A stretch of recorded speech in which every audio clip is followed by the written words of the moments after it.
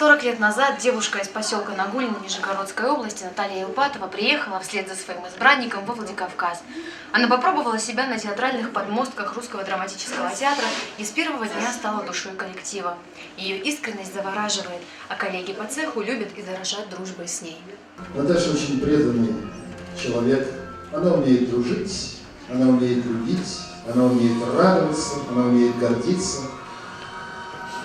Она влюблена в Осетию, она влюблена в театр. Она патриот всего того, за что она берется и в чем она существует. Она блистательная актриса.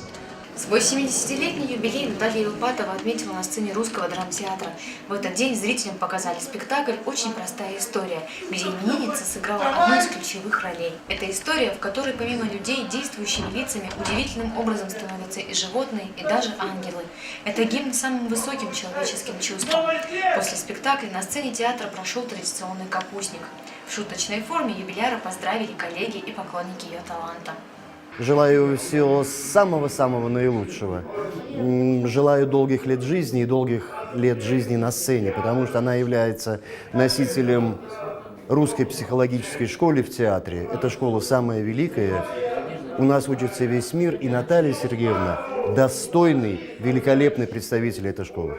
Горьком в театральном начала свой путь, и ролей сыграла с той поры аж жуть. В Кинешме и в Бельцах, даже в Воркуте, в Костроме блистала, залита в Москве. Прожито много лет, и мы счастливы, что мы вместе еще до конца, хотя уже 40 лет, сыграно масса, тысячи спектаклей, проезжено много дорог и городов, и мы всегда были вместе с Наташей Илпатовой. Мы ее любим, мы ею гордимся, и мы желаем ей огромного счастья и здоровья. На счету артистки немало ролей. Это персонажи, которые заставляют задуматься о жизненных ценностях. Нянечка Федосья в спектакле «Последний», горничная Винер в спектакле «Сотворившая чудо», Лиза Бричкина в постановке «А зори здесь тихие», Голда в поминальной молитве. Свинья, а ты Бога видела? Видела. У меня повела дед погладил. Зачем это? Пожалел. Понятно. А какой он Бог? Не помню.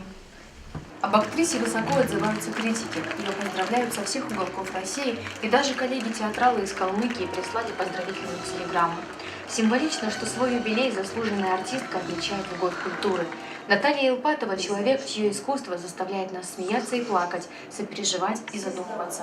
По словам директора Владимира Уварова и по общему мнению ее коллег, она – олицетворение Русского драматического театра Северной Осетии. Зарина Губурова, Ацамас Шипшик. Специально для Осетии ТВ.